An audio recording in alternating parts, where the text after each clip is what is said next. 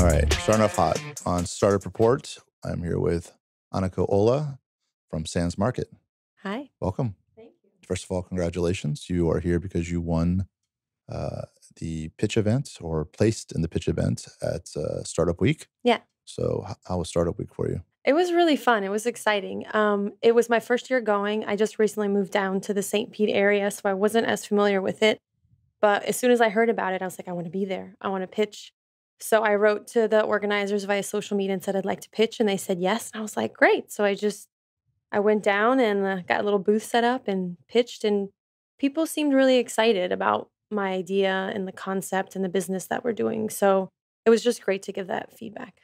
That's great. And this whole world is new or different for you. You spent Yeah. many years in corporate. In the Yeah, corporate kind of world. in the opposite side of things. So my background, I got a degree in business. I went and did my MBA, and I jumped straight into marketing and sales at Procter and Gamble. So, one of the biggest producers of consumer packaged goods.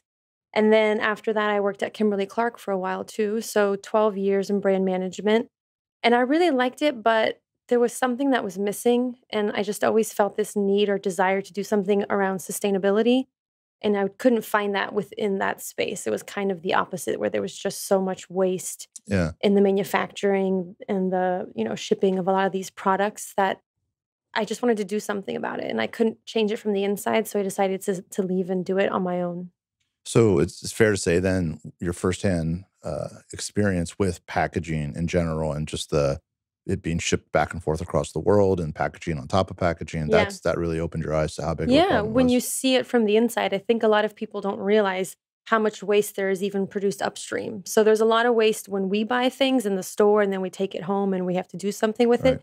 But even before it gets to the store, there's so much waste in the upstream of the production and the shipment of that. So seeing that from the inside kind of really made me even more want to do something about it. And you mentioned that you couldn't change it from the inside, so Yeah. you popped out. So what can be done from the inside? Is that even talked about in the Yeah. companies? No, so I don't want to bash any of those Sure. companies because they're actually really, I would say there's a lot of really good people working at those companies and they do realize there's a problem in terms of how much waste is produced and they want to do something. There are efforts, but from what I was seeing, it just felt like it wasn't enough. But there's always innovations coming out. They're trying to reduce the packaging. They just launched a new huge effort called the Loop Store where they're going to do reusable packaging. A lot of big brands have jumped on that. So there's a lot of efforts out there. Just for me, it wasn't enough. So when you think of zero waste, it's really about getting your waste all the way down to almost nothing. A lot of times, what the big corporations are doing, it feels like it's just trying to be a little bit less worse than they have been. Right. And I just wanted to do something more. I really wanted to dive all the way in. So if you look at the challenges to moving to a zero waste environment Yeah. and coming from the brand side of things, obviously packaging plays Yeah. a big role in, how they can differentiate and sell, and they put a lot of effort into their packaging. So would you say, how would you break down sort of how much of it is losing that ability to connect with the customer Yeah. versus the straight logistics of it? I think it's definitely something that can be done on one-to-one interactions in the store. So it really elevates the role of the store. The person that's in there working the store, the salesperson, if you will, really needs to be able to speak to all the products and have a little bit more of a one-on-one engagement with people when they come in the door. That's obviously hard when you're really big. You think of a Walmart or a Target. It's hard to talk to every single person in there. I'm lucky because I'm still small and I can have that interaction with people.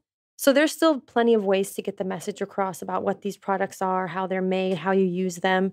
And to be clear, it's not about no packaging, it's just less packaging. Things are so overpackaged, and a lot of times the packaging isn't recyclable even. So how do we get away from some of that? On the second front, the logistic piece, that gets a little tricky. Like, how do you get the product from whoever made it to the store and then home with people? Mhm. So there's a lot of workarounds. You just have to get a little creative with it and form new habits, taking your jars with you to the store, or being okay just grabbing something and putting it in your bag. Things going to happen. So there's definitely some things that we need to work on and just get into new habits and rituals as consumers, I think. Can you talk a little bit about the journey you made from when you were sort of just not super happy here in this corporate world? I'm assuming this is probably your second engagement. Now you're really starting to phase out in Kimberly Clark. Um, you know, did you immediately say, I want to be entrepreneurial, or did you say I want to solve this problem? And so what was that Yeah. sort of journey out? Well, my last assignment at Kimberly Clark was a really cool one where we had to do a lot of things differently and have a small business mindset. I was in an innovation team. We had a very small budget and a very small team. And so I learned a lot of things about the entrepreneurial spirit still while in the corporate world because of that project team that I was on. And it kind of just got me really excited about it that, wow, you can get so much more done when you're really down in the trenches, rolling your sleeves up. You got to do things quick, fast, cheap. You don't have the big budgets to do all the research. And it really jived with me and who I am as a person. So I thought, wow, that's what I want to do. I want to do it for real now. Take all the handcuffs off of corporate world and just jump in and do it myself. So that's kind of what started it. And then the other great thing too, when I moved down to St. Pete, is the greenhouse. So that's a really great resource for people that don't know. If you're starting a new business, you can go there and take all these amazing classes for free. So I kind of just dabbled and went to a couple classes to see, okay, is this for me? Can I do this? How do you do this? And everything was super interesting and it seemed achievable too. It's like I can do this. Yeah. So that's kind of how I got down that path of do it myself. I did dabble a little bit in the activism world. I had a very small stint at Greenpeace for a month here in St. Pete. So that was what I tried first. And I just realized that that's not really for me. I mean, I think there's a lot of great work that all these different environmental groups do, but my unique skill sets are different. I know business, I know branding, I know retail.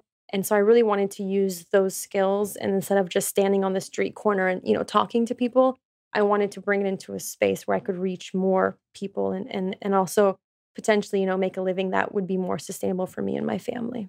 It's great. Yeah. It's the wisdom that the big companies are being beat over the head with is you have to disrupt yourself before someone else disrupts you. Yeah. And so it sounds like with Kimberly Clark, they sort of were trying that Yeah. with that effort, but Yeah. just ultimately didn't get there because you left and now you're disrupting them.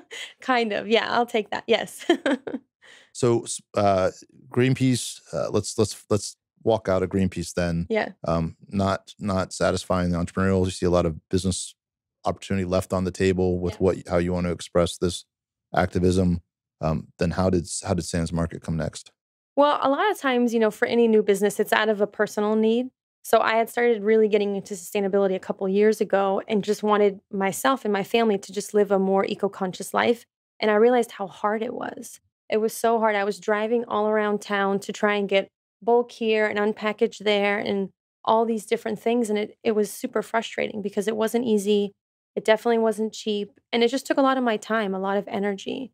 So that's really where I was like, well, why don't I create this? I'm passionate about it. I know business, I know retail.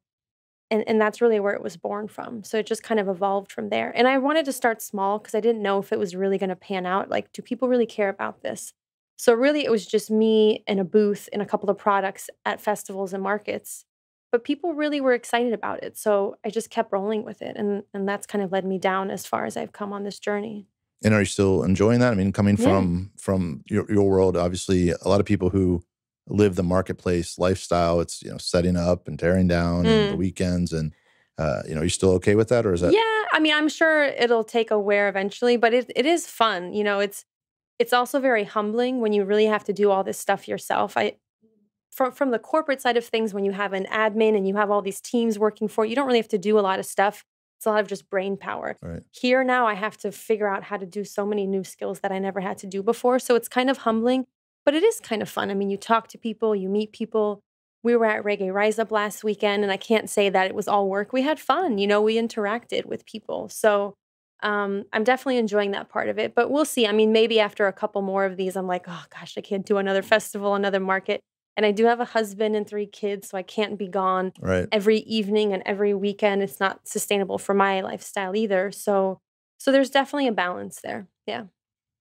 Obviously, one big component of what you're doing is education. Yeah. There's behavior change and a lot of the things that you know how to pull those levers as a brand person. So, Yeah. how much do you try to infuse yourself, or have you thought about branding yourself as sort of a thought leader or an influencer in this space? Because obviously that makes the products easier to sell. It makes the message easier, Yeah. more palatable. So, how much does that thinking play into your Sans Market? I mean, originally I thought first I was going to build up myself as like a social influencer of sorts and then use that platform. But that's not really where my skill set is so much selling myself. It just doesn't, I guess I'm a little bit too shy or maybe humble, or I don't know what the right word is. So I really put more of the effort into making it a corporate face, if you will. So the company's really driving the story, and I'm there to help people along the way. So I think that's more the angle I go at it. And I think the other important thing too is to make it fun and interesting for people. A lot of times, when you think about being more eco conscious, there's a lot of negativity out there, all the bad things we're doing and all the pictures of the dying animals. And I just didn't want to go down that angle. I wanted it to be something that's engaging, that people want to get on board with. So that's another important aspect when we're talking to people, is to just, whether it's an element of design or ingredient story or whatever it is, to make it appealing to people and make it interesting so that you're saving the planet, but you're also doing something kind of fun. Cool. So how does Sans Market express itself now? Where can people interact with you? Yeah. What's So we just finished up a 6-week pop-up. We were at a local coffee shop called Gypsy Souls here in MLK in St. Pete. That went really well. It was sort of a test to see, well, what does a baseline reading look like for sales on a weekly, monthly level? So it was good. It was better than what we expected. So great? now we're looking for a permanent home. For the month of April, we're doing another pop-up. I'm almost afraid to say because we haven't signed the lease yet, but Baum Avenue Market over on Central in the upstairs space. We're going to have that for the whole month of April. So that'll be exciting because it's a whole new clientele and just good foot traffic. And then after April, really the goal would be, as of May 1st, to have a permanent home, signing a lease somewhere so we can be somewhere where people can always find us and bring their things for refilling and whatnot. So we're kind of still floating around. We're very much in our infancy in terms of the business model, but we're quickly moving into the second phase of more stability. It's great. And you brought a few things Yeah, with you. Can you give yeah. us a quick tour? And Sure. I basically always have my reusable water bottle with me. We don't actually sell that one, but that's just something that's important. It's kind of like part of my image, I guess. Stainless steel straws, they're always our best seller. It's not a huge part of our business, but it's definitely kind of the candy that pulls people in when you see the colorful straws, and you might see it in the window when you come in. So that's kind of like what draws people in initially, but that's really just the tip of the iceberg. So getting away from stainless steel or from plastic straws is important, but there's so much more that we can do. So we also focus on a lot of natural materials. This is a dish brush for doing your dishes. It's an all natural handle. So when you're done using it, you can throw it in the compost. So nothing's really going to the landfill. Plus, getting back to what I was saying before about making it fun, this just looks nice in your kitchen. Some of the stuff is replacing cheap, plasticky looking things that are disposable and are kind of falling apart on you. These items are just, they're nice, they're fun. You want to touch them, you want to engage and interact with them.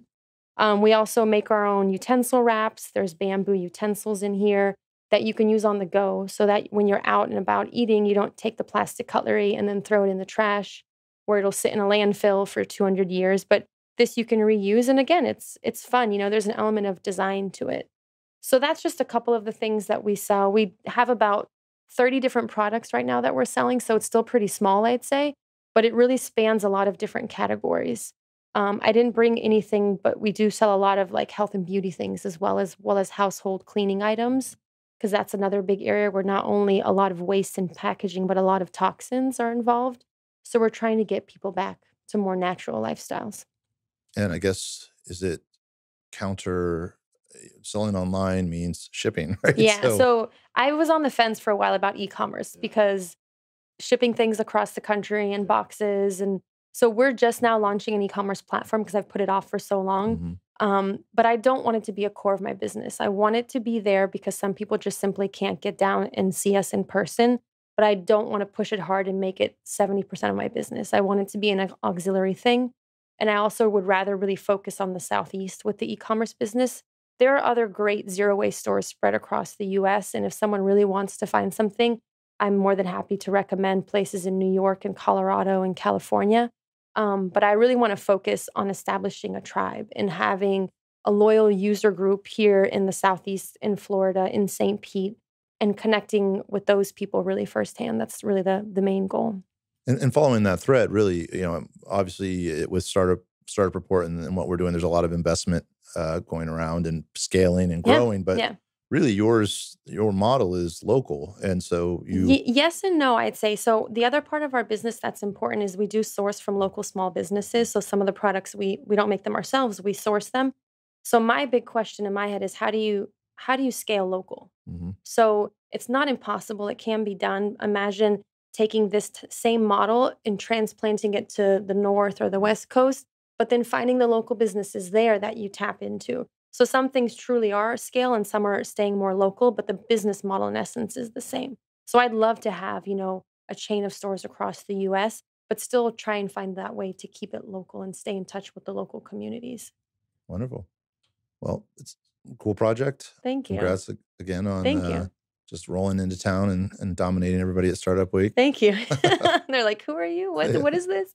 Yeah, but people are excited. There's a huge need. It's an untapped need. It doesn't really exist in the area, and so it's just perfect timing. The stars have aligned. We're here, and we're gonna push hard and do big things. We're really excited.